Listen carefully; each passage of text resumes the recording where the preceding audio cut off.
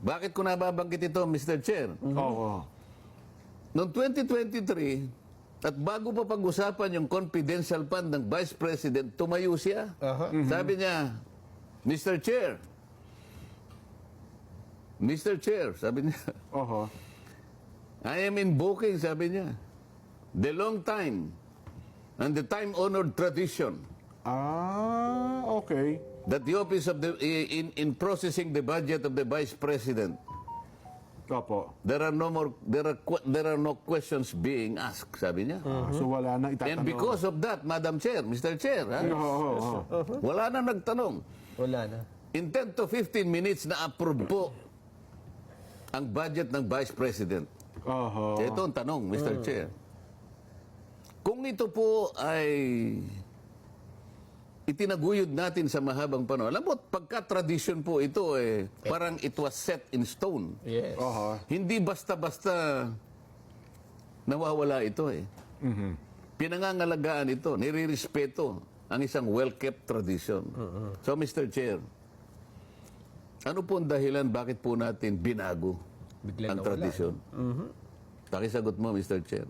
Oo, ano. So, gusto kong ibalik sa kanila. Meron kaming tradisyon Meron kaming unwritten rule. Kung minsan yung mga unwritten rule na yun, Yun ang naghahari talaga. yun ang naghahari. Totoo naman At yun po. hindi po pwedeng baguhin basta-basta lamang yun. Ngayon, naghahanap ako ngayon ng kasagutan. Oo. Baka naman gusto nilang balikan yun. Hindi ba? Kailan lang nangyari? 2023. It was the son of the president, the senior assistant majority leader, deputy majority leader, ang nagsabi at nag-sponsor ng budget. Invoking the time-honored tradition kept by the House. Oo. In-approve kagad yung budget. Ayun. So, ano ba nangyari?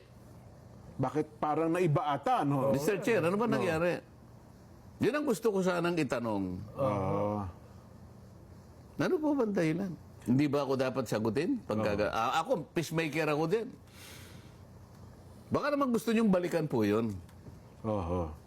Bigyan niyo po ako ng matibay na dahilan kung bakit kailangan natin baguhin yung tradisyonan. Hindi po ba niyo naalala? Yung opisina ng Vice President is the second highest office as indicated by the Constitution.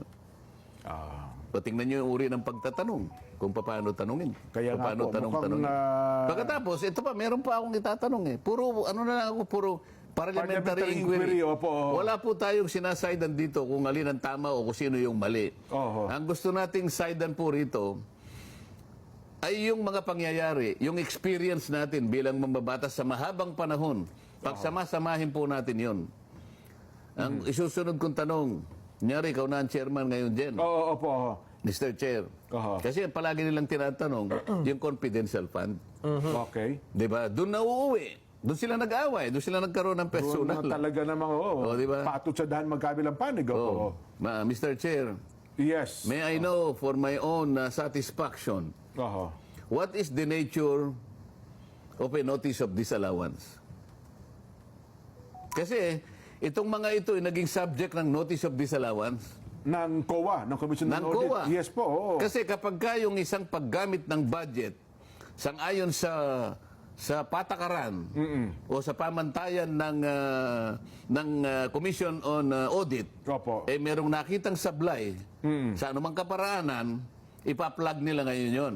Oho. At magkakaroon ka ng notice of disallowance. Ayun, ho. Sa pamagitan ng notice of disallowance, Jen, kung sino man yung dinirekta ng opisina ng COA, meron ka ngayong obligasyon na sagutin mo yon. Yes po, sasagutin niyo yun. So, ang tanong ko, Mr. Chair, what is the nature of a notice of disallowance? Oo nga, no. So, Ano isasagot sa akin? Kailangan sagutin ako. Ano yung nature? Ang nature niyan, Jen, oho. isa itong notice na ibinigay sa iyo para sa ganon, tingnan mo kung paano nagamit. Sa aming palagay, may sablay ka rito, kinakailangan May ipalawag pagkakamali mo. ka dyan, tama ho. So kaya merong disallowance, sa ngayon pa lang sabi namin, dinidisallow namin ito at kinakailangan ipaliwanag mo. Ipaliwanag mo, At kung bakit? kinakailangan, ibalik mo muna ito. Parang ganyan, ano? Pero, ang notice of disallowance is not a final judgment. Tama kayo. Ito ay contestable. Ito ay appealable. Hindi natin alam nasaan ba itong notice na to, saan pinagtatalunan, sa director's level? Okay. Kasi kung minsan regional level eh. Opo. Baka sa region, o kaya kung ito ay nandun na sa COA proper. National Office. Kumbaga yung NBank. Okay. Kasi merong tatlong kung di ko Tatlong nagkakamali, commissioners. tatlong commission, dalawang membro at saka isang chairman. Yes, So kung nandun na sa kung nandun na sa Commission on Audit proper, yun na ngayon ang nagpo-process nung isinagot na apila. Yung unbank nang magpo-proseso Ngayon, pala. kung halimbawa wala na doon, halimbawa, anuman ang aksyon mula sa regional level o sa NBank, pupunta sa Korte Suprema din. So, ang Korte Suprema pa ang titingnan ng ganyan. Ngayon, kung yun ay nandun na sa mga opisina na yun, na sila naman ang tamang dapat nang magbigay ng hatol kung paano talaga ang paggamit at kung talagang ang paggamit may sablay o wala, ito ay didesisyonan Ng komisyon. ng either the commission Oho. o kaya kung umabot na sa Korte Suprema. Ngayon, bakit mo pa ako tinatanong? Yun nga. Nandun na yun eh. Kaya palang sagot ng Pangalawang Pangulo, ito ay bahagi ng sasagot namin. Kaya yun yung pala sagutin, para baka dumaprem, sapagkat bahagi pala yun ang sasagot nila sa kataas-taasang hukuman. Kaya nga yung tinatanong ko, what is the nature of a notice of disallowance?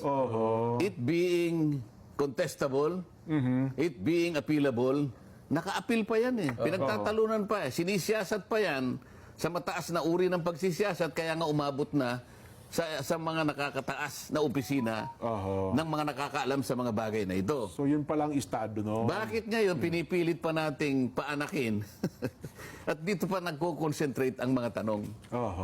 Di ba? Anong maihita natin ngayon? Sinagot na nga yan eh. Sa makatwid, meron ng opisina na talagang tumitingin dyan.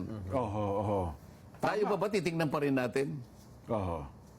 Yan ang pinanggalingan lahat. Kaya tayo bilang peacemaker dyan, dapat balikan natin sa ganun. Ayun. Mukhang wala kasi nagpalutang ng ganyang puntos kong. Mukhang doon sa pagdinig, ayun ko, may kanya-kanyang sariling interest doon sa mga paraan ng mga pagtatanong po na lumabas doon sa Kamara noong isang araw. Kung makikita mo yung concentration ng pagtatanong, nandun nga sa confidential fund. Yun. Wala na nga confidential fund din eh. Ang academic na ito, at sa pinag-uusapan na 2025, wala nang confidential or intelligence fund. Kung ipipilitin mo na ibalik doon sa punto na yon, ibang usapan na yon. Di ba? Bakit yun lang ang tinatanong? Hindi ba yung DILG, yung mga gobernador, yung mga mayor, may confidential fund din yan dyan eh. Ha? So dapat consistent. Kung gusto nyong tanungin lahat dyan, hindi siguro sa opisina ng Vice President. Para sa akin lang, kung mapagbalingan ng mga kasama natin, itong ina-analyze natin, sana balikan natin yung pangyayari. Di ba? Para sa ganon, makita natin kung alin ang mas tamang paraan. Ano ang tamang approach talaga? Ito pong opisina ng Vice President, nagkataon, sangayon sa ating saligang batas, na pinakamataas na batas ng ating bansa, siya po ang nag-occupy ng pangalawa sa pinakamataas na opisyal ng ating bansa. Meron kasi sinasabi kanina, shouldn't she be accorded proper courtesy? Ayun. Yun lang eh. Yan ang gusto nating i-analisa. Nasabihin sa lahat ng mga kinaukulan, pag-isipan po natin mabuti. Parang ayaw ko lang, ipakitama niyo ako, Kong. Di ba usually dalawang tanggapan lagi yan na nagkakaroon ng courtesy approval. Ang tanggapan ng Pangulo at saka ang tanggapan ng Pangalawang Pangulo, di po ba? Tama ka dyan. Ayun, Tama ka. Dapat... Meron nga yan eh. Alam mo, sa Akwan, pag nasa presidensya, parang nasa plenary debates na. Office of the President, tsaka Vice President, meron na mag-move. Hindi na nga. Mr. Speaker, I move to approve the budget of the Office of the President. Palakpakan. Yun na, tama. Kasi, kung titingnan mo kasi, ito yung pinakamataas at pangalawang pinakamataas na pangulo na opisyal ng bansa. Yung karapat dapat na paggalang at pagtitiwala na ibibigay mo sa kanila, dapat nandun eh. Oo. Dapat nakasangkot yung pagtitiwala na yun eh. Vice President, Oho. pagtatatanungin mo tungkol sa confidential fund na wala na nga. Nandun na nga sa pangangalaga ng COA yan. Kung nasaan man yan, pinagtatalunan na yan, inaanalisa na yan. Ngayon, dito pa rin tayo. Oho. Ang pagsulong ng bansa, ang isipin mo, Ayun. doon tayo. Yun ang peacemaker, Jen. Ayun. Oo. Eh, dapat pala may tumayo doon, Kong. Sabihin, in line with the long-standing tradition Tumayo of ka giving the office of the Vice President parliamentary courtesy, I move to terminate the budget hearing. Hindi na. I move to approve the Approve, budget hindi pala of the terminate. office of the Vice President. Approve. Sana may ganon. Dapat may ganon. So, we're calling on the more cooler heads. Aha. Yan. Na Oho. mga colleagues natin sa House of Representatives. Oho. Yung kaukulang paggalang at kortesiya sa pangalawang pinakamataas na opisyal ng ating bansa. Oho. Hindi po natin inelect yan ng ganun-ganun lang. Totoo. Ako Nila na- pinaglagakan po ng napakataas na pagtitiwala ng maraming botante ng ating bansa. Yun po yung tingnan po natin. Tama. Tingnan po natin yun. Balikan natin yun. Hindi po natin pwedeng i-isolate yun. At huwag na po tayong magpersonalan. Nung tumindig si Kong Ungab, Kong, akala ko yun ang magiging linya na kasi naglatag siya. Ako niya, isa sa pinakamatagal na dito sa Kongreso. Matagal-tagal na rin. Sige, sige. Introduction, no? Introduction na ito. Ang siguro ay na-expect ko, sasabihin niya, Tapusin ang practice talaga natin dito, bigyan natin ng courtesy approval. Eh mukhang nag-iba ang linya, hindi. Bandang huli. Sayang naman. hindi pa yun ang sinabi eh. O kaya nga tayo sinasabi na natin. Yun, sa ating palatuntunan ito. Di ba? Oo. Yun ang gusto kong balikan namin. Tama. Kung tingnan mo, tingalain mo ang opisina ng Vice President. Naglagak ng pagtitiwala ang napakaraming botante dyan. Oho. Hindi basta-basta opisina yan. Oo. Di ba? Sa Yung Vice President at saka yung opisina, tinitingnan mo rito. Oho. Di ba? Maaring may pagkukulang yung taong nag-o-occupy dito. Ngunit yung opisina niya, hindi mapasusubalian din. Opo. Pangalawa sa pinakamataas na opisina sa ating bansa. Aha. Pero bagay sa Senado ko, kung di ako nagkakamali, nagkaroon lang ng konti doon sa punto ng libro. Pero lahat naman nag-move, nabigay na yung courtesy approval eh.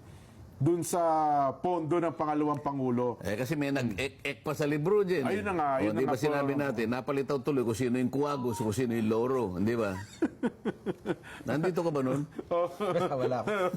De, ang punto naman ng iba kasi kong kahapon, teka lang, pondo rin naman ng taong bayan yan eh.